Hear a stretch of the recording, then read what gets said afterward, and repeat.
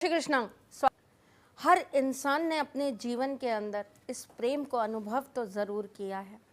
ये बात अलग है कि किसी को मुकम्मल इश्क मिला और किसी को नाकाम, पर मिला सबको है। बहुत छोटी सी उम्र में ही टीचर को देखकर क्रश हो जाता है। बहुत छोटी सी उम्र में अपनी क्लासमेट को देखकर क्रश हो जाता है, पड़ोसन को देखकर क्रश हो जाता है, और नहीं तो आपको पता भी नहीं आपके अपने घर के किसी बड़े व्यक्ति पे ही आपका क्रश हो जाता है। हालांकि प्यार ये नहीं है, ये अट्रैक्शन है, अफेक्शन है, ये प्यार नहीं, पर प्यार एक बहुत बहुत संजीदा चीज़ होता है। अगर सही प्यार सही समय पे सही उम्र में मिल जाए तो इंसान ना जाने कितना कुछ कर जाए। एक प्यार ही तो होता है जो हमारे जीवन में एक अलग सा जोश भर देता है, आत्मविश्वास भर देता है, हमें कहीं ना कहीं इस चीज़ का अनुभव करा देता है कि हम कुछ भी कर सकते हैं, क्योंकि कोई एक है जिसके लिए हमें दुनिया जीतनी है। कहने की बात होती है कि चलो तुम्हारे लिए चांद तारे तोड़ लाऊं। चांद तारे कोई नहीं तोड़ता, पर चांद तारे तोड़ने जैसे काम हर आशिक करना चाहता है, अपनी जान तक देने के लिए तैयार हो जाते हैं। वो होता है इश्क, वो होता है प्यार, वो होती है मोहब्बत। मोहब्बत कभी भी इंसान को गिरने नहीं देती। पता नहीं लोग कैसे इतने नाकामयाब हो जाते हैं या कैसे इतने डिप्रेशन में आ जाते हैं कि वो अपने हाथों की नसें काटने लगते हैं, पागल होकर घूमने लगते हैं, टूट जाते हैं, बिखर जाते हैं। जबकि प्यार इंसान को सिर्फ मजबूती देता है, टूटन कभी नहीं देता।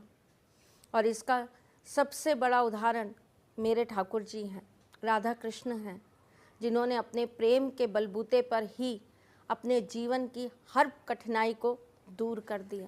प्रेम एक बहुत बड़ी ताकत है।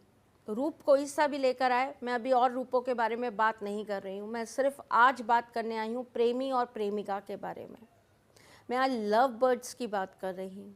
मैं बात कर रही हूँ आपके जीवन में आपका खोया हुआ प्यार को लेकर। किसी के जीवन में प्यार नहीं तो मुझे लगता है उसके जीवन में कुछ नहीं।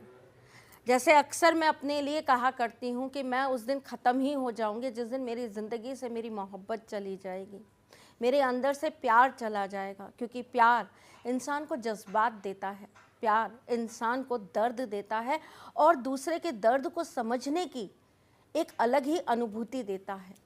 आप जब किसी से प्यार करते हैं ना, तो आप एक बहुत अच्छे इंसान हो जाते हैं, आपका सब अच्छा करने का मन करता है। कुछ किस्मत की मार होती है, कुछ हमारे अपने कर्म होते हैं, कुछ हमारी सोच होती है, और कुछ लोगों की बदकिस्मती होती है जहाँ पर लोग धोखा खा जाते हैं।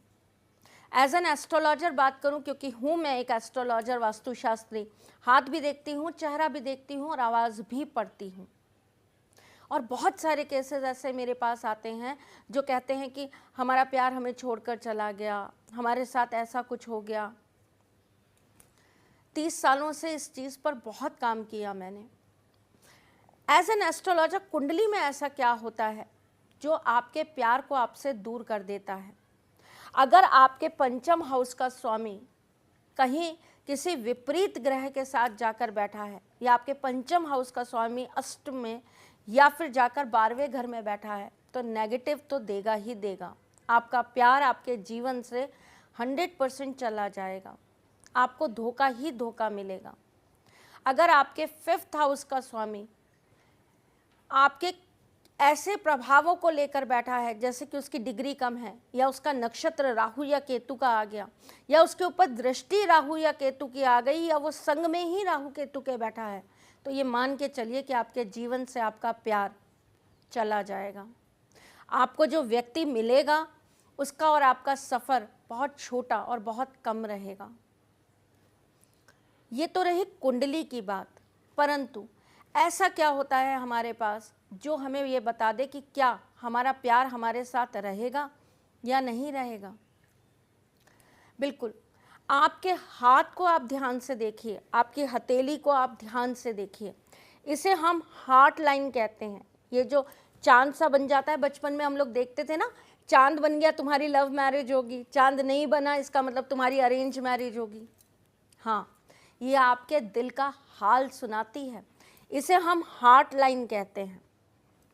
अगर इस हार्ट लाइन पे बहुत सारे क्रॉसेस हैं, दैट मीन्स लोग आपसे जुड़ेंगे तो सही, पर आपको मुकम्मल इश्क कभी नहीं मिल पाएगा। आपको एक ऐसा प्यार कभी नहीं मिल पाएगा जो आपके जीवन भर आपके साथ चल पाएगा। अगर आपकी ये लाइन आगे जाकर 2 भागों में विभाजित हो जाती है तो आप ये मान के चलिए आपके जीवन में आने वाला व्यक्ति हमेशा आपके साथ में दोहरा होगा, आपको कुछ और दिखाएगा और अंतर्मन से वो कुछ और ही होगा। अगर आपकी ये लाइन बीच में से कटी होती है या इस लाइन के ऊपर कोई तिल है या इस लाइन के ऊपर कोई किसी भी तरह का कोई चिन्ह है, तो आप ये मान के चलिए आपके जीवन में आने वाला व्यक्ति आपसे नसीबों के कारण बिछड़ जाएगा। प्यार वो आपसे बहुत करता होगा, लेकिन नसीब या किस्मत के कारण वो आपसे अलग हो जाएगा। ये तो थे चिन्ह, सिम्टम्स, जो ये बताते हैं कि क्या सच में आपका प्यार आपके साथ रहेगा या नहीं रहेगा। बहुत जल्द एक एपिसोड लेकर आऊँगी जिसमें आपको ये भी बताऊँगी कि आपकी लव मैरिज होगी या नहीं होगी। खैर, अभी जिस टॉपिक पे बात कर रही हूँ उसी पे कर लूँ मैं आपसे। अगर आपका प्यार आपसे बिछड़ गया है, अगर आपका प्यार आपसे अलग हो गया है, किसी कारणवश हुआ है, किस्मत से हुआ है, किसी दबाव से हुआ है, और आप चाहते हो कि वो आपके पास लौट आए, तो आपको क्या करने चाहिए? परेशान मत होइए। सबसे पहले तो अपना समर्पण दीजिए। सच्चे प्यार की सुनवाई उनके दरबार में सबसे पहले होती है। जिस दिल से आह निकलती है अपने प्रेम के लिए, वो आह मेरे ठाकुर जी के कानों में बहुत जल्दी जाती है। वो तो सिर्फ प्रेम के ही पुजारी हैं और वो तो सिर्फ प्रेम ही जानते हैं। जिसने खुद ने प्रेम का दर्द सहा हो, वो आपके प्रेम का दर्द क्यों नहीं सहेंगे? जिन्होंने खुद ने अपने प्रेम से वियोग सहा हो, वो क्यों नहीं समझेंगे कि किसी का प्यार अगर दूर हो जाए तो उसके दिल पे, उसकी आत्मा पे क्या बीतती है। तो सबसे पहले सच्चे मन से, साफ दिल से, साफ हृदय से ठाकुर जी से इस चीज़ के लिए प्रार्थना करिए कि मैं उससे बहुत प्रेम करती हूँ या करता हूँ। मुझसे कुछ त्रुटियाँ हुई होंगी, गलतियाँ हुई होंगी जिसकी वजह से वो मेरे जीवन से चली गई है या चला गया है। उसे मेरे जीवन में वापस ले आइए। मुझसे जो भी गलती हुई है मैं उन्हें सुधारूँगा या सुधारूँगी। आप मेरा साथ दीजिए और मेरा प्रेम मुझे वापस दीजिए। पहली प्रार्थना यहीं से चालू करिएगा ताकि आपका काम जो भी आप करें वो सफल हो जाए।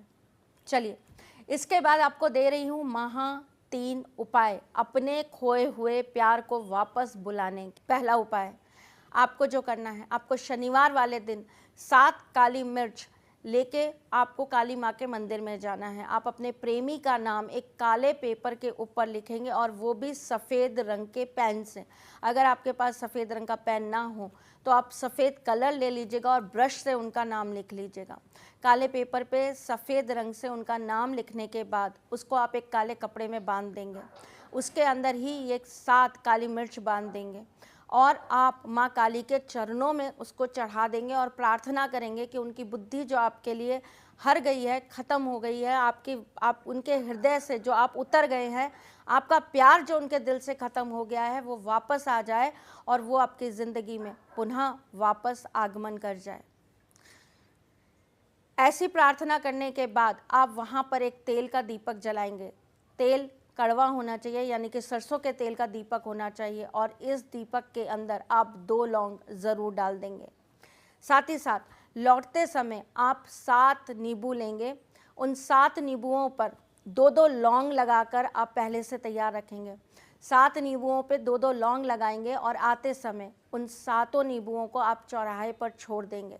ऐसा करने से आपको और उनको जो भी तकलीफ़ें होंगी एक दूसरे से, वो धीरे धीरे समाप्त होने लगेगी और आपका प्यार आपके पास लौटने लगेगा।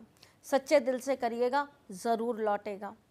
चलिए, दूसरा महा उपाय ले लीजिए। आपको क्या करना है, आपको एक मंत्र लिखना है भोजपत्र के ऊपर।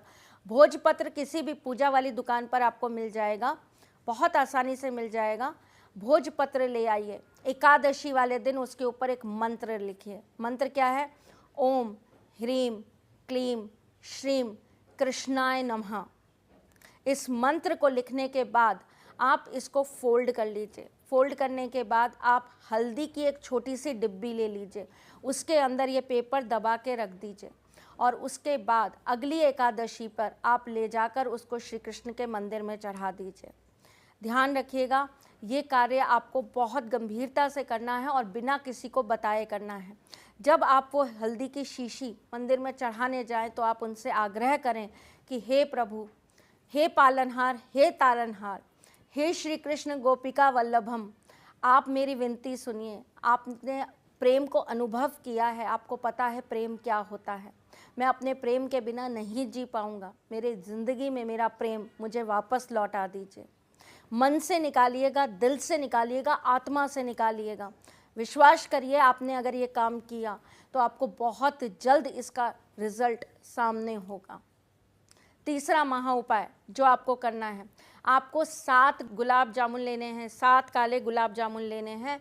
आपको माँ दुर्गा का स्मरण करना है और आपको ये प्रार्थना करनी है कि मेरी जीवन साथी या मेरी जो प्रेमिका है, वो जो मेरे जीवन से चली गई हैं, या मेरा प्रेमी जो मुझसे रूठ गया है, वो मान जाए। ऐसी प्रार्थना करके आपको एक पेपर के ऊपर उनका नाम लिखना है और उस पेपर को मोली से, कलावे से बांध देना है। और उसके बाद ये 7 गुलाब जामुन आपको एक मिट्टी की हांडी में या मिट्टी के कलश में भर के उसके अंदर ही वो पेपर रख देना है और उसे चौराहे पे या किसी सुनसान जगह पर छोड़ आना है।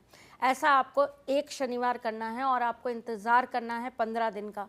15 दिन के अंदर अंदर आपको अगर संकेत मिल जाता है तो पुनः एक बार दोबारा इस कार्य को कर लीजिएगा। अगर आपका कार्य संपन्न हो जाता है तो माँ दुर्गा के मंदिर में जाकर श्रृंगार की सामग्री जरूर चढ़ा दीजिएगा।